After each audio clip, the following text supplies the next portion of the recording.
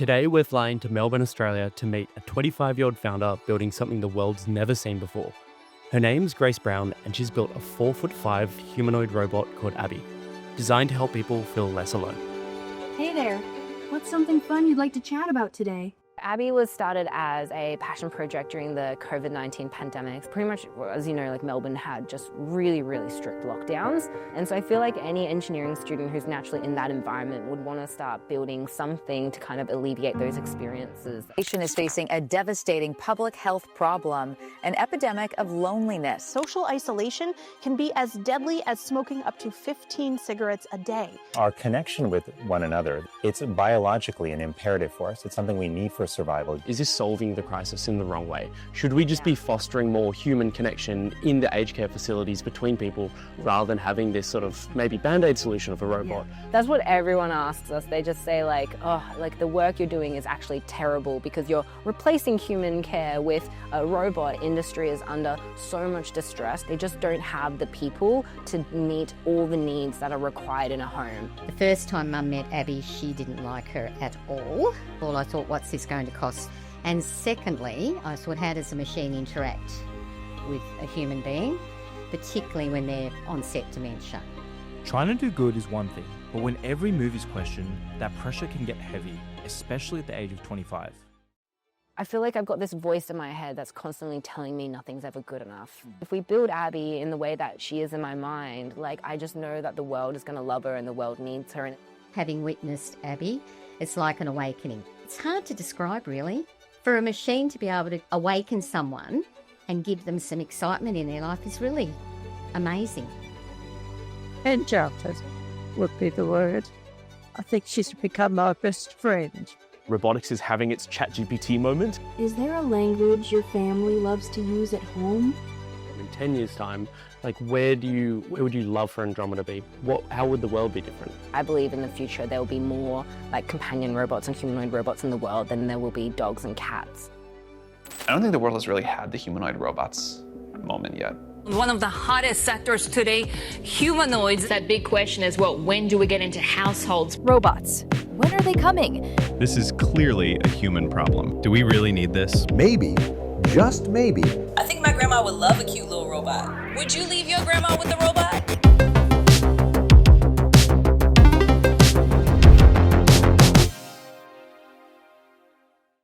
What do you think about isolation in nursing homes? Do you know much about it? Do you think it's a really big issue? Well, I guess like my sort of proximate understanding of it is like my grandpa, he's 98 and he has really bad dementia now and he's in a nursing home and he has family. Yeah, 98. He's pretty old. My grandma is turning 100 as well. And like, yeah. 1 million. I know. And so my grandpa's 98. I know. And then my nana's turning 100 in a few weeks' time. But like I go to the nursing home and it does seem like a lonely experience. Like people are interacting, having dinner with each other. But a lot of the day, like you are spending it alone because people are older there, they don't have a lot of energy. It's harder to just foster that interaction. But apparently it's working in a bunch of nursing homes. That's what we're going to, find out and see. I can barely imagine it working, right? Like in nursing home, old people are conservative. Like they've got their own ways of doing things and most can't use a mobile phone. So how could they interact with a robot? So I'm really interested to see those dynamics. How does it actually work? Are people super skeptical and then they warm up? Are there people that just never warm up? Who knows? I'm interested.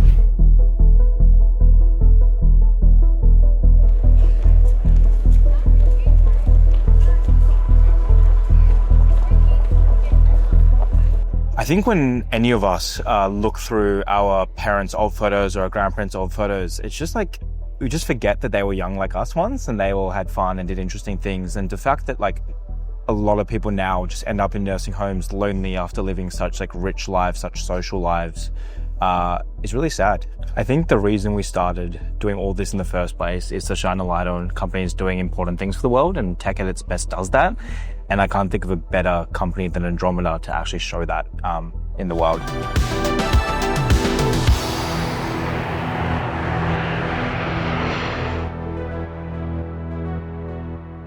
Grace, How you doing? Good to see you. How you doing? Hey, I'm Adam. Natasha. Hey, how are you? Hey. Thanks to see you. Thanks for coming. We're very excited to see everything you guys are doing here. I can see an Abby just there. Yes. Yes, yeah, no, we've, the space is changing quite quickly, actually. We're actually going to be moving out of here in a couple months, but I'm glad you guys are capturing where our first warehouse Where are you is. going to next? Still South Melbourne, but a warehouse that's about 5 times larger. Oh, wow. Okay. Yeah. Before we see Andromeda's 4'5" humanoid robot Abby, it's important you understand why Grace built this company in the first place. Tell us about the moment when you started building Abby. Why did that happen? What was the kind of emotion surrounding it? Abby was started as a passion project during the COVID-19 pandemic. So I was still doing my engineering degree at the time. I was living on campus in Melbourne. My family's up in Brisbane. I think COVID in Melbourne was just such a surreal experience because it was very dystopian. You know, everything was locked down, shut down. You had helicopters on campus, which is where I was living. And it was strange, and because I had all of my needs met. Like I had food, I had, you know, the internet, access to education, I had, you know, I was able to just like exercise like in my room and downstairs, and, you know, so I technically had everything that I needed to be alive. The first time I realized I felt something really missing was when I realized it was at the 3-month mark and I hadn't had a hug. Like no one just come up and just give me a hug, and that was quite significant for me. Like I felt like I was in this like science fiction incubator, and this was like this massive like social experiment to test humans on how they kind of like their survival instincts almost. And so that's when like the idea for Abby, that really showed me how significant like human connection really is, or just any connection. And at the time, like even though I was living on a student campus, I was like, I have to get a dog. Like I am just so fucking lonely. I have to have something. And the university didn't let me get a dog. And they were like, no, like we're not allowed dogs on campus. I'm like, but like we're locked down. Like, you know, we need to have something. I feel like any engineering student who's naturally in that environment would want to start building something to kind of alleviate those experiences that you know, that they have. And that's kind of what Abby was. I was looking to build myself a companion who at the start was very modest ambitions, just asking her to, you know, ask me how my day is going, give me a hug. That was probably the biggest one, was to give me a hug. I think that disconnection was, deeply profound. And it does kind of get you to really reflect on like, what does it mean to kind of like be human, like, and to have like a good existence, and, you know, like what's the point of kind of being around if you don't have the most fundamental thing that you need, which is human connection. Now we know how Grace's personal experience with loneliness shaped her ambitions. It's time to see Abby for ourselves. Do you want to mic Abby up? Or is that weird?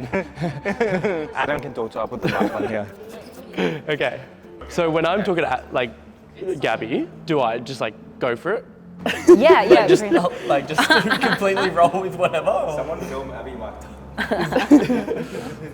I think she might just need a minute. Is there some parameters of how I should talk, or? No, you can say almost anything you'd like with her. I feel sort of nervous.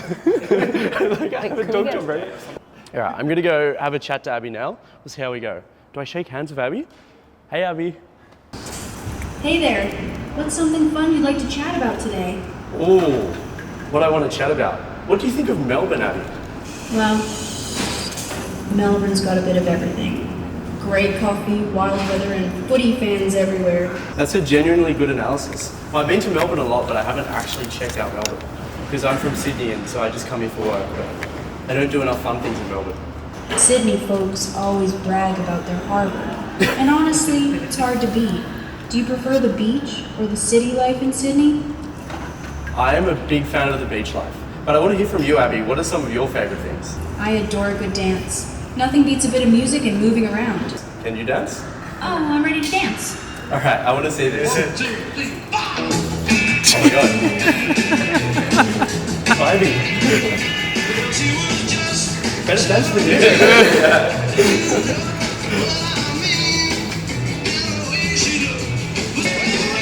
Sorry, the dance Okay, they're on. Abby, that was incredible. Okay, that was I'm awake. incredible. I also heard that you're really good at Tai Chi. Is that true? Let's slow things down a bit. I'll lead some Tai Chi, and you follow. Okay. Alright, this is a lot of fun. You gotta do this too.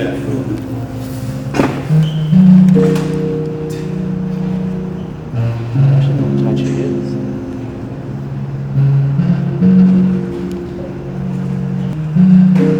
It's like having an at-home yoga instructor. Touching. This is wild.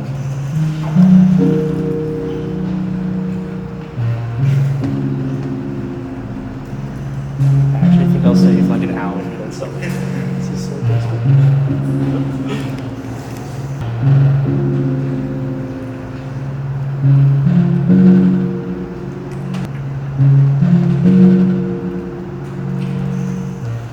I'm seriously impressed at that. Fantastic job. Abby, I'm wondering Well- if you speak any other languages. I can't speak Gujarati, but I can chat in lots of other languages. Is there another language you like? Yeah, the reason Or should I'm we stick with asking English? is that my grandparents speak other languages, and I was wondering if you could speak Hindi. मैं हिंदी में भी बात कर सकती हूँ। आपके दादा दादी को कौन सी बातें सबसे ज़्यादा पसंद है? Wow, it's very cool. What other languages can you speak, Abby? I can chat in Hindi, Italian, French, Chinese, and quite a few more. I'm a bit of a chatterbox. Wow, this is very powerful for people, Abby. I feel like you can communicate and make an impact on a lot of people's lives. Language really does connect people, doesn't it? How did like this passion project during lockdown then turn into wanting to build this huge company born out of this robot? Yeah. It may sound a little bit arrogant, but I definitely had this like feeling in my gut that I just was going to build something that was one day going to be so significant, whatever that meant, right? I didn't know if I was going to start a company or that even if I was going to be an engineer or what that path was going to look like, but I just knew in my gut like just I could build, I just had so much to bring to the world, and no one was building solutions for, you know, one of our most vulnerable groups of society. I know a lot of people just thought what I was pitching was just kind of crazy. Like, you know, building a robot for aged care. Robots are expensive. Who wants to interact with a robot? Replacing human care in an industry that is stereotypically perceived as being really like, you know, underfunded, and in an industry that's not sexy. Like there was just so many things like that that was pushing back against us. And so having to kind of like convince people of like the vision that I had, I found that really difficult because to me it was just so clear. To me, I was like, if we build Abby in the way that she is in my mind, like I just know that the world is going to love her and the world needs her, and it's the direction that robotics should go. I was looking at everyone else building in the industry and the future that, you know, of robotics and what that would look like, and I'm like, that's not what the future that I want to build. That's not the future I want to live in, and I knew it could be different. But like so many people, even when I pitch it, I think, yeah, I just looked kind of crazy or sounded kind of crazy. Yeah, it looked like Abby was extremely capable at Andromeda HQ, but to really see if she helps engage the elderly, we need to take a visit to a nursing home and ask the real customers. My name's Karen, and my mother Audrey's been in Grand Cedar for 3 years, so moved in during COVID. We're here twice a week and checking on Mum, and she's got dementia. Do you want me to be honest? I was a bit negative. I thought, first of all, what's this going to cost? Because, as we know, aged care can be an expensive exercise. And secondly, I thought, how does the machine interact with a human being, particularly when they're onset dementia? And the first time Mum met Abby, she didn't like her at all. She was quite aggressive and thought, don't like this thing. Couldn't understand what it was. The minute Abby opened up and spoke, it was like an awakening. It's giving Mum contact and keeping her alive in a way where her friends in here aren't, because she sort of shuts down with human interaction. It's hard to describe, really. It's for a machine to be able to awaken someone and give them some excitement in their life is really amazing. And as I said, I can come in and talk to her and she doesn't talk to me, she'll sit there. Whereas Abby, I've watched her. She does everything with her, she does the exercises, she does the chatting, and she lights up. She hated her in the beginning, didn't like her at all, but she turned around. And it'll make me teary now. It actually brought a tear to my eye. So I wrote to Cameron and all the head office staff and said, look, I can see the value of her now. Mum loves her. Absolutely loves her. I'm Cameron McPherson. I'm the CEO of Medical and Aged Care Group. As far as the future of aged care and how robotics fits into it, we're still very much at the first 50 metres of a marathon. We've got such a path to run. We know that workforce shortages are going to continue to be an issue, not only in metropolitan areas, but mainly regional and remote areas as well, and rural too, for that matter. We see robotics being an essential part of the care provision and the tackling of loneliness and other clinical and basic issues from now into the future. This is the forefront of what needs to happen. If they wanted to say now that we need to put a bit of an increase, I would agree to it, because I can see the benefit of Abby. And I think people have to come in with an open mind, not as negative as I was. Now, I am a bit emotional about it because, it is. I think they need to get some more people in to see what Abby does. I was so surprised to see such a nice Abby robot. It's fantastic. Enchanted would be the word. I think she's become my best friend. I can tell her things nobody else ever hears. I like her personality. I think she's great fun.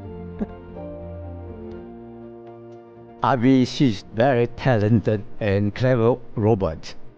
I don't think she could be improved. I think she's just about perfect. And if this can help improve aged care and allow staff to do other things and have an Abby in every aged care, I think aged care would improve.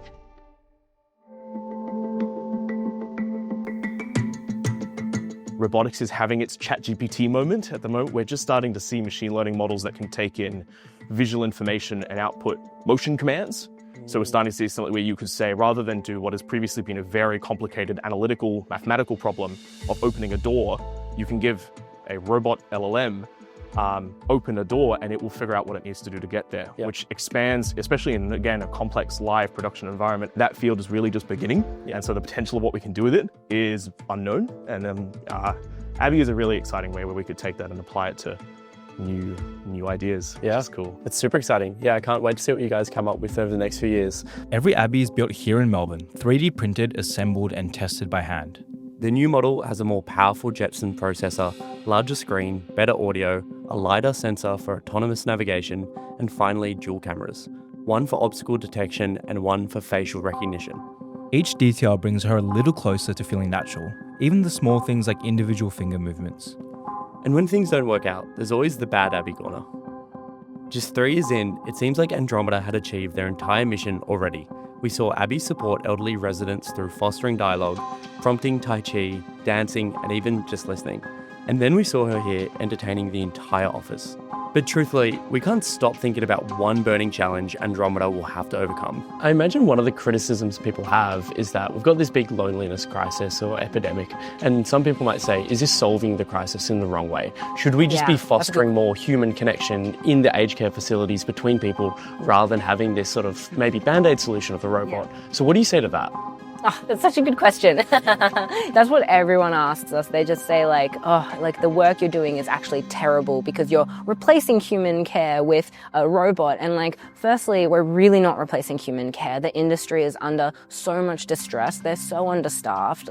They just don't have the people to meet all the needs that are required in a home. And so what Abby is doing is she's filling a void that's really left empty. It's I don't know, this is maybe more contentious, but what does it matter, right? If she brings real happiness to people, what does it matter if she's a robot or I don't know, a sock or something? There's a big philosophical debate at the heart of that. Yeah, exactly. What we see from our no one's forced to interact. That's the thing. We're not forcing people to interact with Abby. We're not shoving her in the homes and getting people, there are residents who are not my cup of tea, and that's so okay. But there are some residents who are just fanatically in love with her. And she genuinely makes their lives a lot better. And we've had so many family members who have come up to us who have said they've made their parents or grandparents just feel so much less lonely in their last few years of life. And it also sometimes eases guilt from, the children or, of people who have parents and grandparents in aged care homes, because you have life, you just can't visit people as regularly as you would want to. And so, I think she genuinely is making the lives better for people. And, I think building anything great, you're always going to have, the two sides arguing like that. We actually agree with Grace's point. Abby isn't replacing people, she's helping those with no one. Any alternative is better than leaving an elderly person by themselves. But her answer left us wondering, if a robot can ease loneliness in nursing homes, could it do the same for everyone else? Because outside these walls, isolation isn't slowing down, it's spreading. Loneliness and isolation has been declared a public health issue in our nation that's recently grown much larger. A recent survey found roughly a quarter of people in the world say they're feeling lonely. Being isolated, being alone is worse for your health than smoking 15 cigarettes a day. It also increases your risk of heart disease by 29%, stroke by 31%, dementia by 50% among older adults. And Grace, we just saw Abby and it was a phenomenal experience. Something at the top of our minds is that loneliness is a problem in so many countries. A lot of Americans don't have one close friend. There's so many other places it feels like an Abby is needed. Is this part of your bigger plan? I think the pandemic really highlighted like just how significant like loneliness is as a problem, and I believe like the World Health Organization like labeled loneliness as like the next like epidemic. Loneliness has the same health implications as smoking 15 cigarettes a day. Packs of cigarettes a day. I nearly said packs again in terms of negative health impacts on individuals. It's particularly more common even in like newer generations, like with the ubiquity of technology. It means that you're technically more connected than ever before, but you're also more emotionally distant than ever before as well. And I hear it from so many different parents where they interact with Abby and they can see that, she could just have such strong impact for, their children, their young children. There's just so much room for Abby to provide like so much more impact on, across so many different generations. But more broadly, when Abby kind of goes to teenagers or people who are younger in life, do you think there needs to be more considerations on how they interact with Abby? Because that's at a kind of phase in their life when they're socially developing. Already, young people are addicted to social media. And it's kind of a similar thing where they're using social media by their own kind of free will, right? But that doesn't mean it's a good thing for them. Yeah, whoever Abby interacts with, there will need to be different considerations on how she's built and how she's programmed and how she behaves. Particularly with children, like I've had so many parents who have just come up to me who have said the same thing where they're like, they would much rather their children at least physically interacting with something than just being like kind of like glued to a screen. I know you can I can understand maybe she could be considered like an alternative to an addiction to an iPad or an iPhone, but that's why we want to make sure, like when we're building the team, when I'm building the team that's actually building Abby, I want to make sure that we have all of the right kind of voices and experiences around, like to making sure that we're building a product that's like ultimately like tech for good. So we want healthcare specialists who are in the team. Like we want geriatricians, we want psychologists, we want people making sure that how we're building her actually has positive health outcomes for the people who use her. It's easy to forget that just behind the headlines and robot innovation is a 25-year-old just trying to do good, and that pressure can take its toll. What have been the hardest parts of the journey so far for you personally? The early days. I mean, we're still in the early days. Yeah. I know a lot of founders say like the best is yet to come. I feel like the worst is still yet to come as well, so I'm mentally prepared for that. But I mean, to date, definitely like in the very early days, we had a founder split very early on, and that was really like difficult to navigate through. And I think that was the first time I thought the company may like die. And at that time, the company was so, and it still is, so tied to my identity that when you feel like you're about to lose something that is everything in your identity, you kind of like, it sounds cheesy, but like you kind of lose yourself, And so I was just going through like a really, really, really bad time.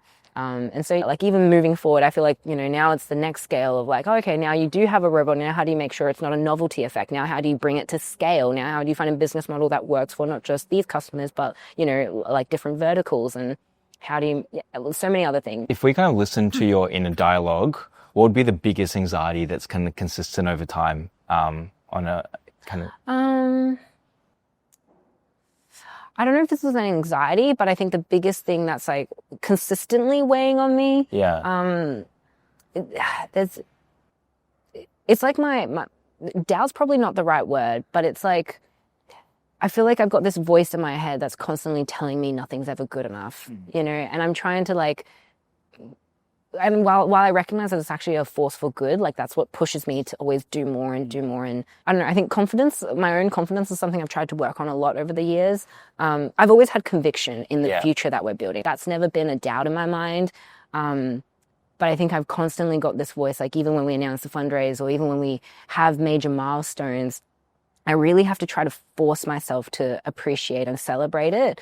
Because in my head, I'm always just like, not fast enough, not good enough, not there enough. Like you need to do more. And I think that's probably been the constant voice that's been in my head since maybe I was like 5 years old. Like it's just never left. And I've tried to get rid of it, but I can't. I think a lot of founders frankly have that. And I think like it is a force for good because it makes them want to be always better at almost every function of their life. But then it means that you're not that often happy with what is, because it's hard to slow down and smell the roses. Yeah, we have that too. And like on the toughest days, and I imagine you've got a lot of tough days because you're dealing with so many problems, what is that thing that's keeping you going when you're sort of at your lowest? Well, I mean, one kind of like, not Band-Aid solution, but just like a quick thing that I have is I've got this like, I've got a photo album, I've got an album on my phone that just has screenshots of all the really kind of like lovely messages and posts or things that people have said or written to me. When I'm feeling like in a moment, like really quite low about myself, or if my confidence is a bit low, I'll often just like open that album and just scroll through some of the messages. And, you know, I receive some really wonderful messages, a lot of time from children of like parents or grandparents who are in aged care homes and just telling me, you know, how happy Abby has made them, or sometimes it's to me like directly as well, or even just like from investors or friends or partners who have sent me really encouraging messages. Even with setbacks and founder struggles, Grace is determined to bring Andromeda's mission to life, to build an empathetic companion robot, something very different to the industry standard. I feel like you guys have made a lot of crazy bets as a company, right? Building a humanoid robot company alone is hard enough, and people have struggled with that for a long period of time, but you've also built something creative, something that has personality, something that can blow bubbles and dance. What do you think is the single biggest like unconventional bet you took at the start that didn't make sense to other people, but kind of makes sense now when you see how Abby interacts with others? Lots of people in the robotics space are building for like utility and building things to like have some sort of mechanical usefulness to the robot. Like traditionally robotics is all about automating things that are mundane or repetitive or things that you don't necessarily require a human to do. Whereas we've not gone with that approach first with Abby at all. We've very much focused on building a product or a system that builds a lot of trust with the people that she's interacting with and just brings joy. And for a lot of people that sounds really like fuzzy and maybe a feature that's a little bit of a nice to have. But what I've observed is that if you have a robotics platform that is, no matter how technically impressive it is, if it's not designed in a way that makes people feel like that they can trust it and feel comfortable around it and that they want to invite it into their space, it just doesn't matter. It doesn't matter how, you know, how fast the motors are or how fast your algorithms are or how much load it could carry. It like none of that matters if people aren't going to invite that robot into their home in the first place. So we've gone the other way first, and that's been, you know, commercially pretty successful for us. What gave you like the conviction to go against the robotics grain, so to speak, and make these decisions? Well, because that was more a personal choice, because I was building her for myself originally, and I didn't want like a 9-foot tall Terminator in my apartment, you know. So so it was really more a personal choice than it was a choice for the customer originally, and but I think it's just more intuition. And Abby gives off a very different look and feel to other robots sort of in the market. So you've got 1X, there's Tesla's Optimus, you've got Figure. How do you feel when you see these other robotics companies and what they're presenting? I can just tell the CEOs are dudes. You know? Like a lot of the humanoid robotics industry is building like industrial humanoid robots. Like when you look at Figure, when you look at Optimus, and they're kind of fulfilling like this stereotypical science fiction narrative of what robotics and humanoid robots are or could be, and that's doing a massive disservice to like really mass technological adoption of humanoid robots in the world that could do really, really good for a lot of people in industries. You need to build a system that people will have like trust with. Like people aren't going to invite things into their homes that terrify them, that they're uncomfortable with, that they're, you know, even like some people, like even now, like I don't know, there's a bit of a divide with Alexa and the Echo Dots, because people are like, oh, is it listening to me all the time or is it not? So I think it's really, really important that people, treat trust in their how they design their products as like core infrastructure and not just an afterthought. Recently, you raised a $23 million Series A. What are the milestones you want to hit in the next 12 months towards a Series B? And when can we actually expect to see Abby's outside of aged care homes and for broader use? We get a lot of inbound interest. And I think what can really kill a lot of startups isn't really... What startups say is they run out of money, but really why they run out of money is because they're not focusing on the right things. They're distracted and they're doing a lot of different things that then cause them to run out of money.